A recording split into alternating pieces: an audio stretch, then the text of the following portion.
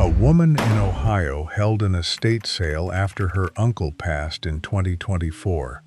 In the basement, on a metal shelf next to a box of moldy paperbacks, sat a spherical white plastic object about the size of a bowling ball, with a carrying handle on top and two speaker grills on the sides that made it look vaguely like a robot head. She had no idea what it was. She put a sticker on it for $10 and figured someone might buy it as a novelty. A man showed up in the first hour, picked it up, paid without a word, and carried it out under his arm. That object was a Weltron 2001, the Spaceball, an 8-track player and AM/FM radio designed in 1970 that has become one of the most collectible pieces of space-age industrial design ever produced. He resold it 4 days later for $480. She thought she'd sold a weird plastic decoration. She'd sold a piece of design history. That's not bad luck. That's the information gap, and it works the same way every single time an 8-track player changes hands. There is a category of 8-track equipment that most people consider the punchline of audio formats. The tapes clunked mid-song. The mechanisms jammed.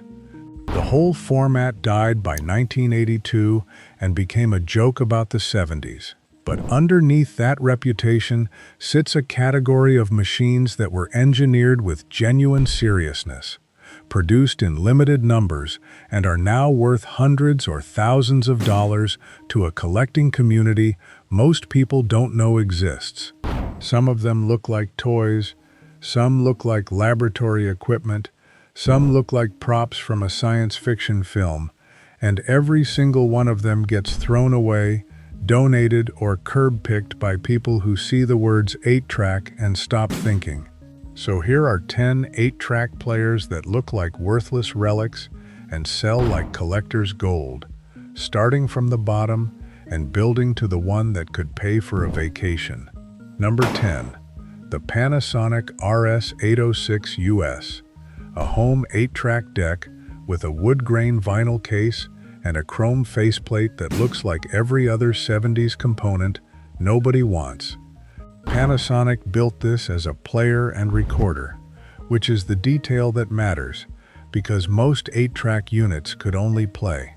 Recording capability means an erase head, a bias oscillator, and a more complex transport, and it means the deck can still be used today by the small but dedicated community of people who record onto blank 8-track cartridges. Working units with functioning record circuits sell for $80 to $200. Non-recording players from the same era sell for $20.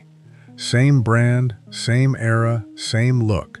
The difference is whether the record button does anything. Check it. That's the collector tell. Number 9. The Panasonic Dynamite 8 RQ830S.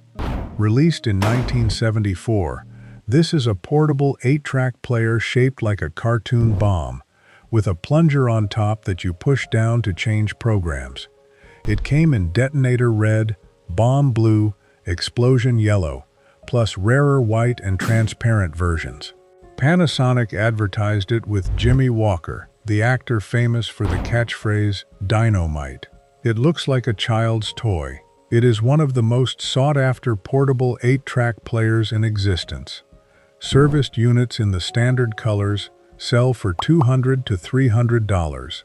A bomb blue example sold recently for $239.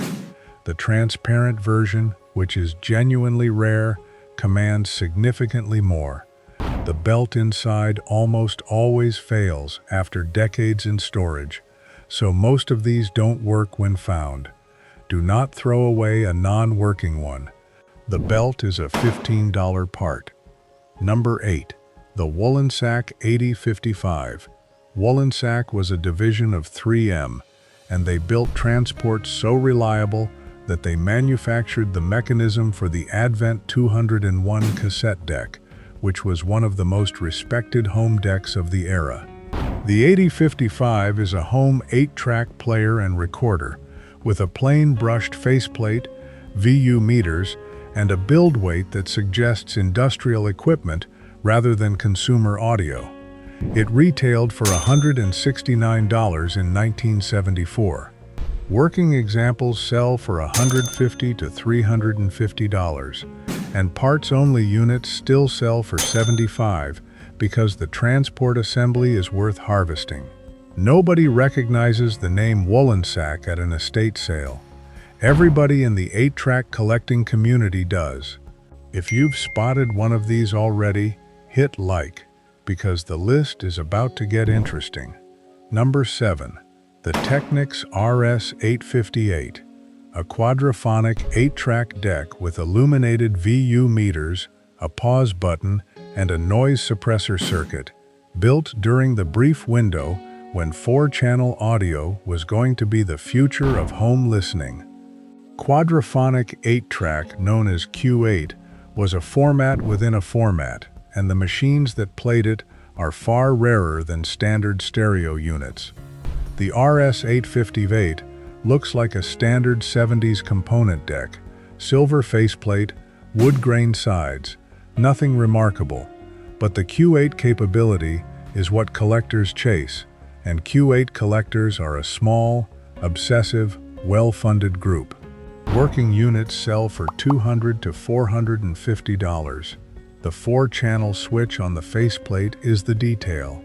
If it says quad or 4-channel anywhere on the front panel, you are not looking at a standard 8-track deck. Number 6. The Akai CR80D SS. Another quadraphonic machine, and this one is built like a tank. Akai used a motor that collectors describe as washing machine-sized, a dedicated erase head, and proper stop, play, and fast-forward controls at a time when most 8-track players simply started playing the moment you inserted a cartridge. It weighs a substantial amount for its size, and the transport tolerance is tight enough that tapes recorded on it play correctly in other machines, which was not true of most competitors. Working units sell for $150 to $500. Recent listings have asked $500 flat. Most people see a chunky silver deck with the word Akai on it and think it's an old tape player from a format nobody uses. They're right about the format. They're wrong about the price. Number 5. The Weltron 2001, the Spaceball. Designed in 1970 by James Pratt Winston, this is an 8-track player and AM/FM radio housed inside a spherical plastic case the size of a bowling ball, with a pull-out carrying handle, twin Pioneer 8-ohm speakers on the sides, and a giant rubber suction cup on the swiveling base to keep it from tipping over. It retailed for $160 in 1970, which is close to $1,000 today. It came in white, red, and yellow, and the non-white versions are worth more because white plastic yellows badly with age. Working units sell for $300 to $600. Complete examples with the original external speakers push higher because those speakers are almost never found with the unit. This is not an audio device that people collect for the audio. It's industrial design. It's space-age sculpture that happens to play music. And it gets priced at $10 at estate sales by people who see a weird plastic ball. Now pay close attention, because the last 4 are where this list stops being about interesting finds and starts being about serious money. Number 4. The Weltron 2010. Weltron's follow-up to the Spaceball, and considerably rarer, the 2010 uses the same space-age design language but in a different form factor, with a stacked configuration that collectors call the double dial. Weltron produced far fewer of these than the 2001, and complete working examples surface only occasionally. Prices range from $500 to over $1,000, depending on condition and color. The plastic is the critical factor. Do not clean it with any abrasive or solvent-based cleaner. Do not try to whiten yellowed plastic with peroxide treatments. Original finish, even if slightly aged, is worth more than a botched restoration. That yellowing is evidence of age, not damage, and collectors read it the way a watch buyer reads a patinated dial. Number 3. The Akai GXR82D. Collectors regularly call this the finest 8-track recorder ever built.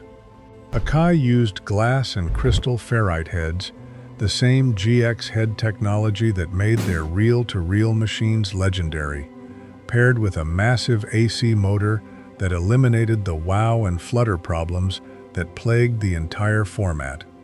It has microphone jacks on the front panel, a pause button, and the ability to monitor tape while fast-forwarding.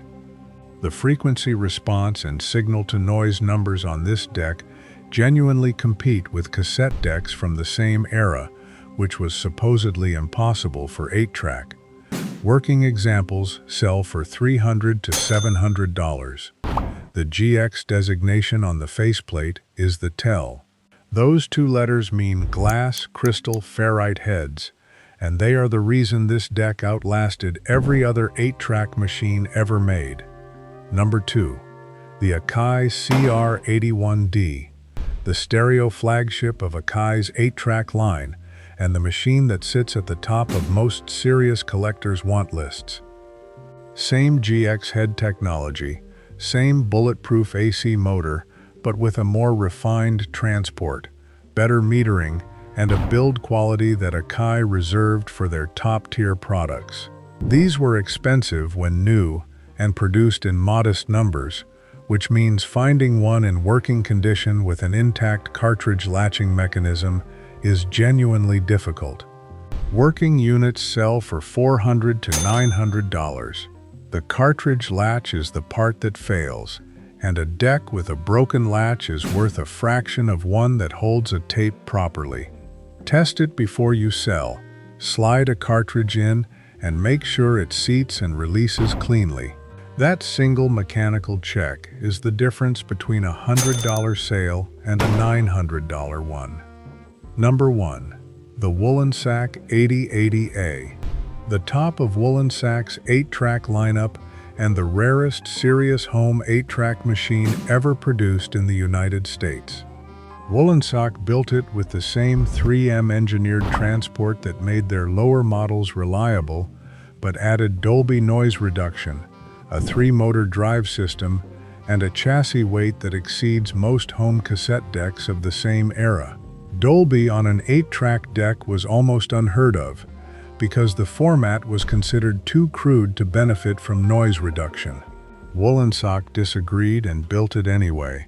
Very few were made, very few survive. Working examples sell for $600 to $1,500, and non-working units still command hundreds because the transport, the heads, and the Dolby board are each worth harvesting. If you find a heavy Wollensak deck with the word Dolby printed anywhere on the faceplate, stop. Do not plug it in. Do not attempt to test it with an old cartridge, because a degraded tape can damage the heads.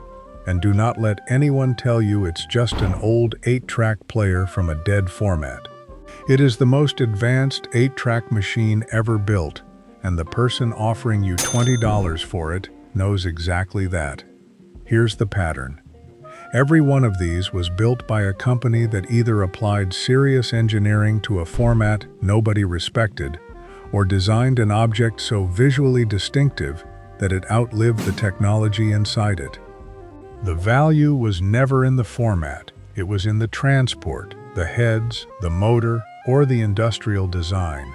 So before you donate it, before you scrap it, before you put a $10 sticker on it, flip it over, read the brand and the model number, and check what it sold for. Not listed, sold. If you've got any old 8-track equipment at home, comment below and tell me what it is. I'd be happy to take a look. And if this changed how you think about the format everyone laughs at, subscribe, because the collectors already know this list. Now you do too.